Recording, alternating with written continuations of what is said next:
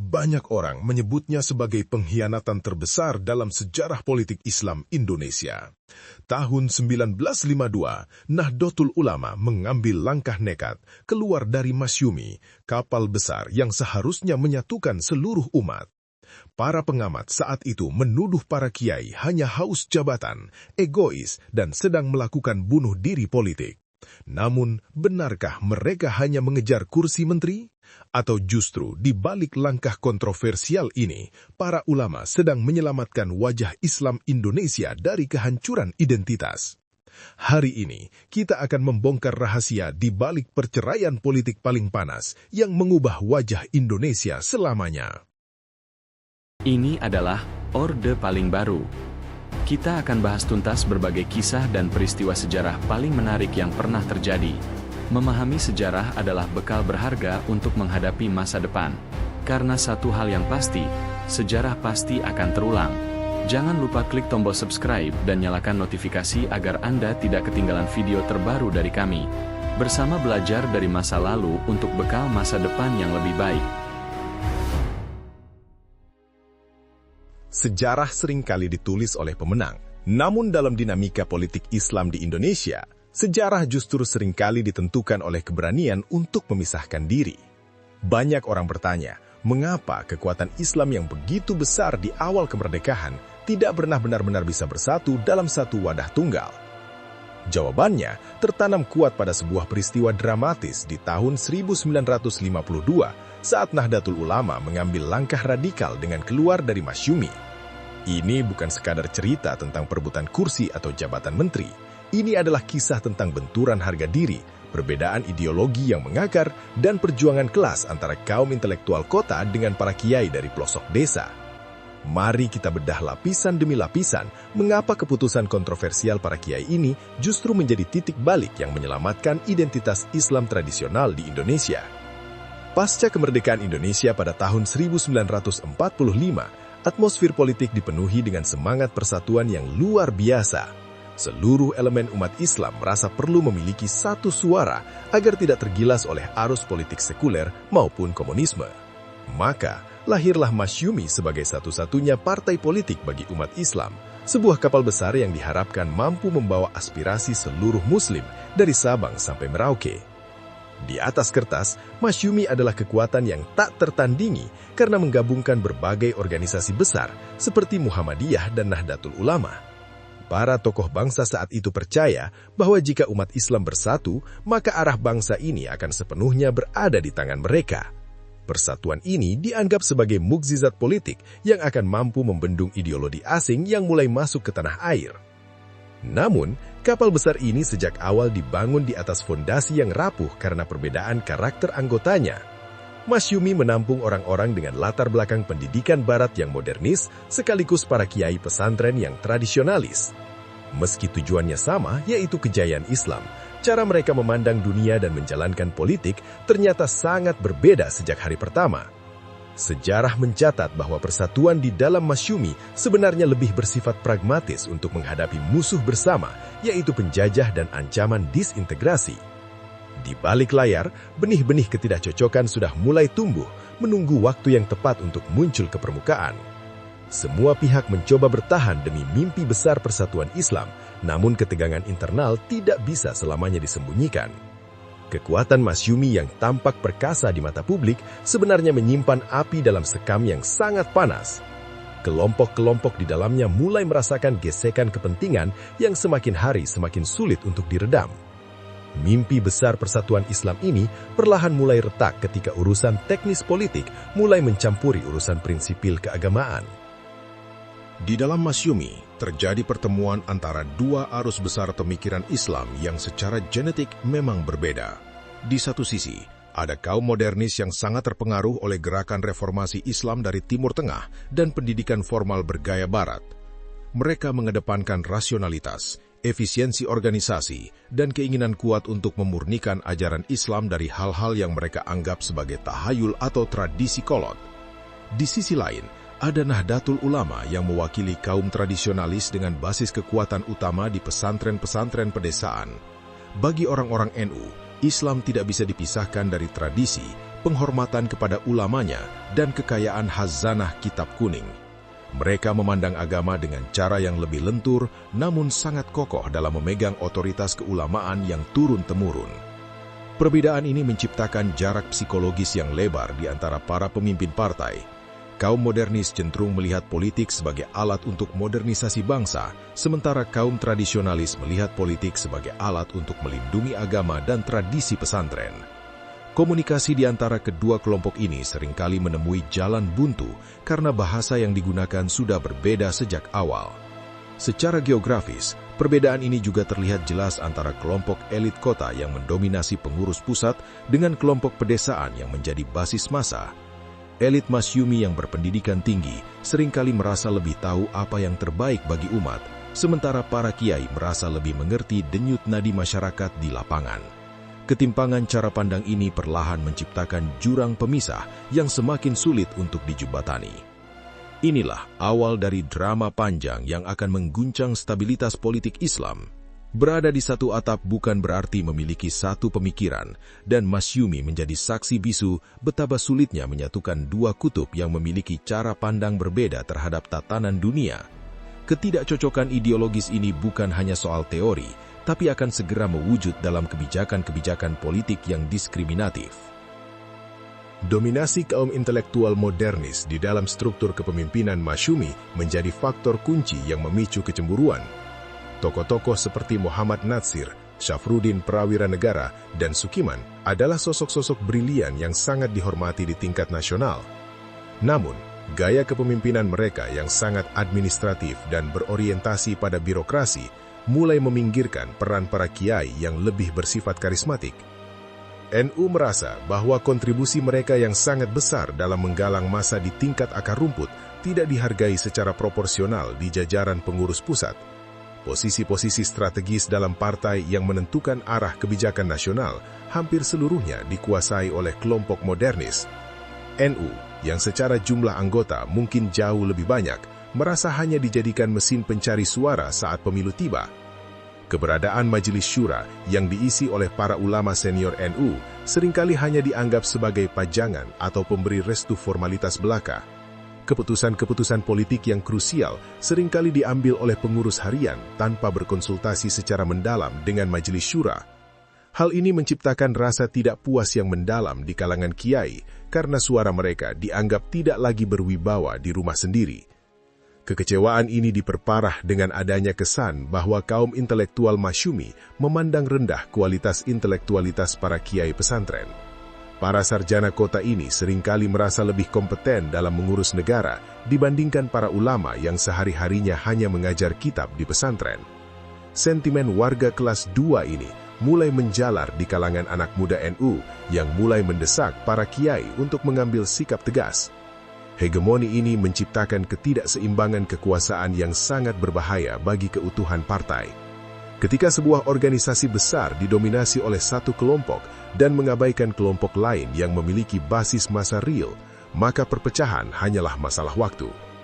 NU mulai menyadari bahwa jika mereka tetap bertahan, mereka akan selamanya berada di bawah ketiak kaum intelektual modernis.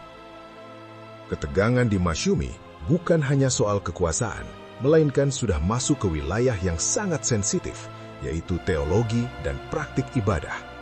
Beberapa tokoh modernis di dalam Masyumi secara terbuka mulai mengkritik praktik-praktik keagamaan warga NU yang dianggap tidak sesuai dengan semangat kemurnian Islam.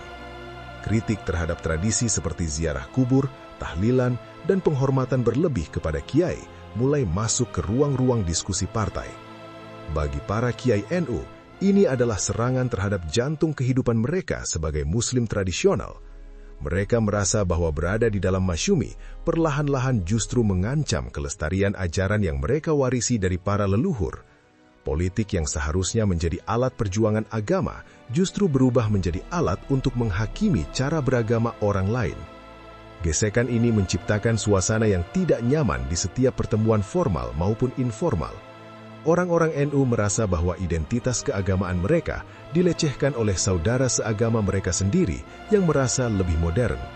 Hal ini menimbulkan kecurigaan bahwa jika Masyumi berkuasa penuh, maka tradisi-tradisi pesantren akan dihapuskan atau dilarang demi alasan modernisasi dan pemurnian. Perbedaan cara pandang ini juga berdampak pada kebijakan pendidikan yang diusung oleh partai. Kelompok modernis lebih mendorong model sekolah umum dengan porsi agama yang sedikit, sementara NU tetap kukuh dengan sistem pesantrennya. Ketidakmampuan Masyumi untuk menampung keberagaman cara beragama ini menjadi bukti bahwa persatuan Islam yang digembar-gemborkan hanyalah slogan di permukaan saja. Pada titik ini, para ulama NU mulai bertanya-tanya, untuk apa kita bersatu jika identitas kita justru dikikis dari dalam? Politik yang tidak menghargai keragaman tradisi keagamaan dianggap sebagai politik yang kering dan tidak membawa berkah. Kesadaran ini kemudian memicu pemikiran untuk membentuk wadah politik sendiri yang lebih ramah terhadap tradisi pesantren. Tahun 1952 menjadi momen krusial yang meledakkan semua tumpukan kekecewaan NU selama bertahun-tahun. Pemicunya adalah persoalan posisi Menteri Agama dalam Kabinet Wilopo. Sejak kementerian ini dibentuk, posisi Menteri Agama seolah-olah sudah menjadi jatah bagi tokoh-tokoh NU, mengingat kedekatan mereka dengan masalah-masalah teknis keagamaan dan pesantren. Saat itu, jabatan tersebut dipegang oleh KH Wahid Hashim, sosok cerdas yang merupakan putra pendiri NU. Namun, dalam sebuah manuver politik yang mengejutkan, pimpinan Masyumi justru memutuskan untuk tidak mencalonkan lagi tokoh dari NU sebagai Menteri Agama. Mereka beralasan bahwa kementerian tersebut membutuhkan sosok yang lebih administratif dan tidak terlalu terikat pada kelompok tertentu. Masyumi justru menyodorkan nama dari luar NU, sebuah langkah yang dianggap sebagai pengkhianatan terang-terangan terhadap kesepakatan tidak tertulis. Bagi NU, pencopotan ini bukan hanya urusan hilangnya satu kursi di kabinet, melainkan simbol pengusiran NU dari wilayah yang paling mereka kuasai. Mereka merasa bahwa Masyumi sengaja ingin memutus akses NU terhadap birokrasi keagamaan negara.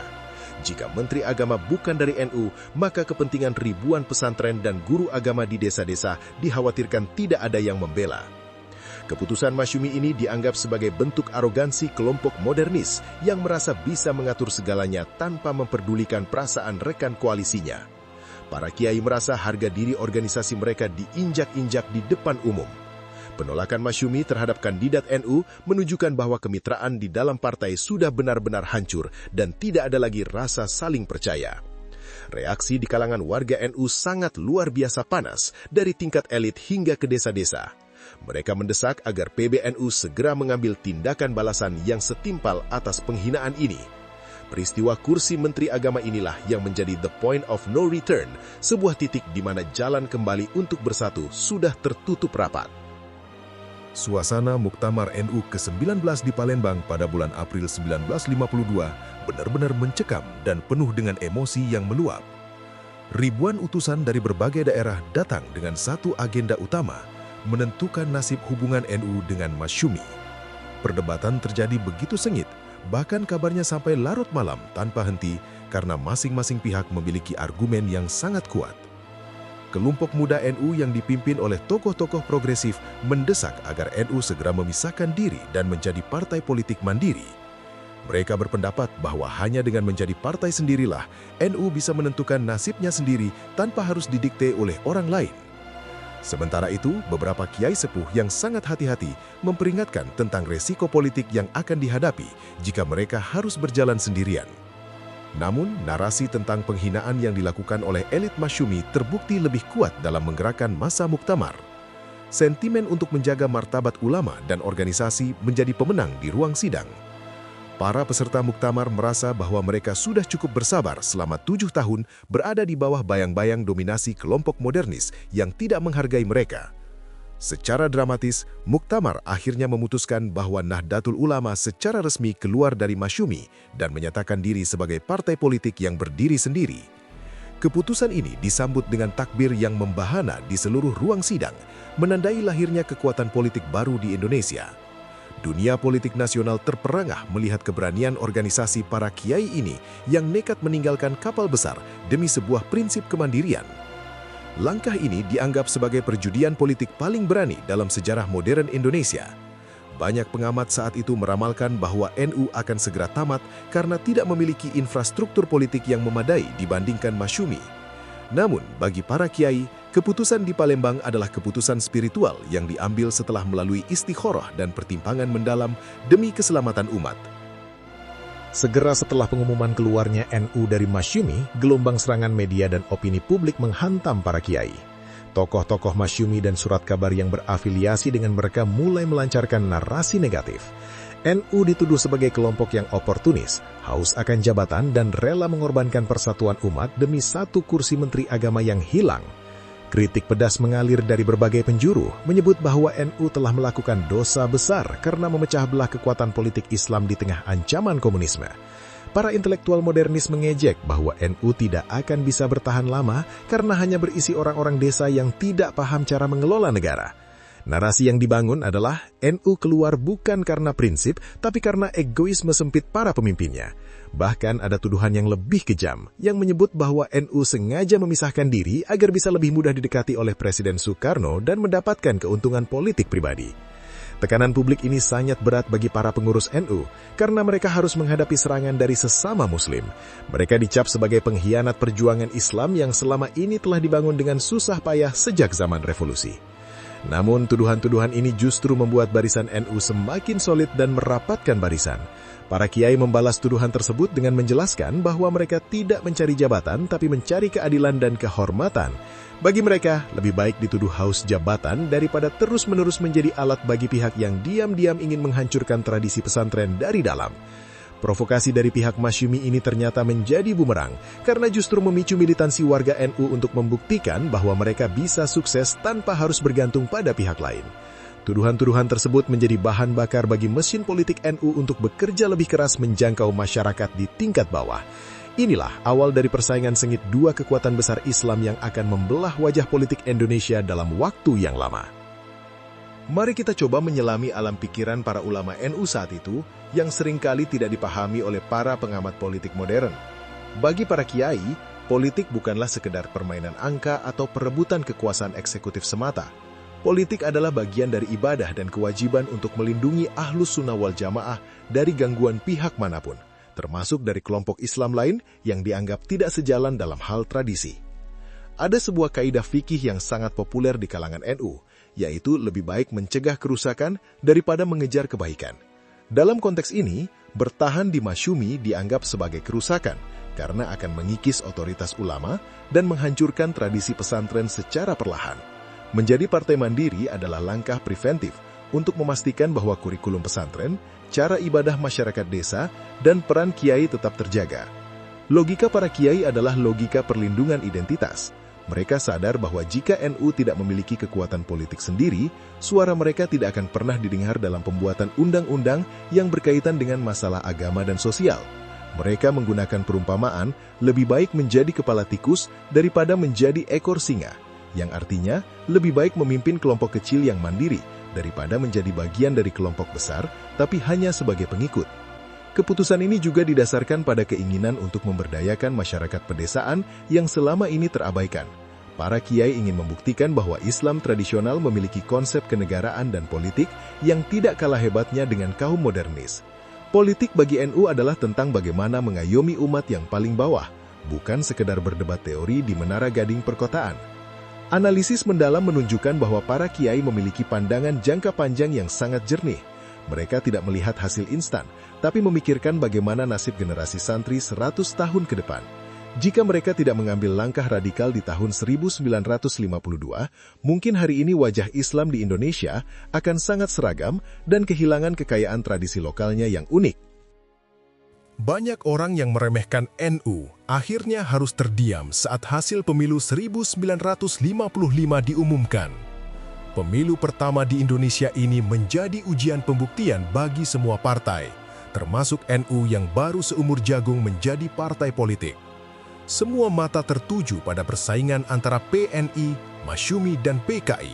Sementara NU dianggap hanya akan menjadi pelengkap yang memperebutkan sisa-sisa suara di pedesaan Jawa.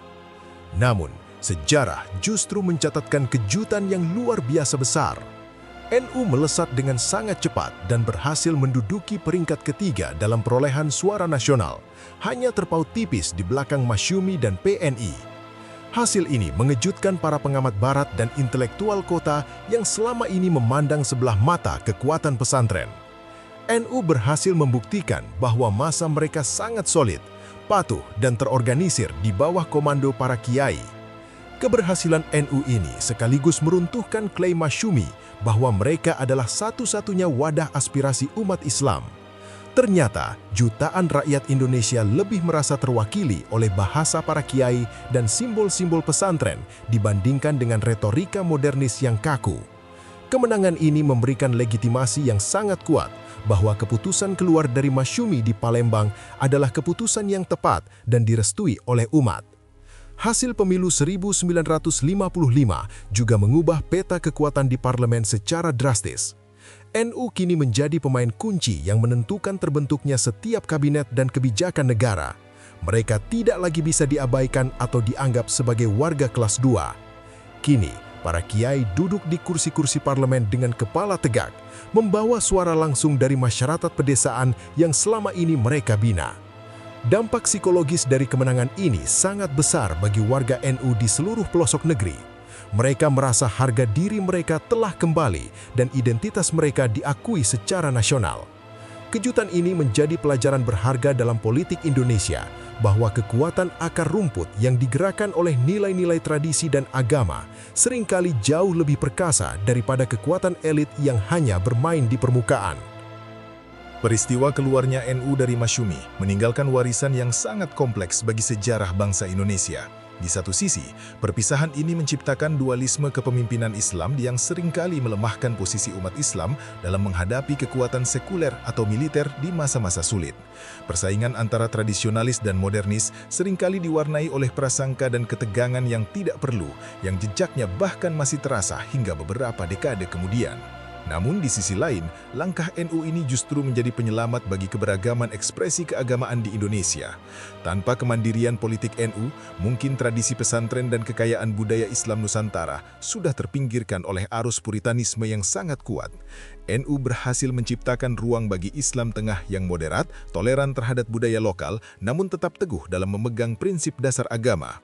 Sejarah membuktikan bahwa keputusan para kiai pada tahun 1952 adalah sebuah langkah visioner. Dengan memiliki partai sendiri, NU mampu mengawal masa-masa sulit di era demokrasi terpimpin hingga Orde Baru dengan cara yang sangat fleksibel. Mereka mampu bertahan dalam berbagai badai politik karena memiliki akar yang sangat kuat di masyarakat, sesuatu yang mungkin tidak akan terjadi jika mereka tetap terkunci dalam struktur Masyumi yang kemudian dibubarkan oleh Bung Karno. Kita belajar bahwa persatuan tidak boleh dibangun di atas penindasan identitas salah satu kelompok. Persatuan yang sejati hanya bisa terwujud jika ada kesetaraan dan rasa saling menghargai di antara semua pihak yang terlibat.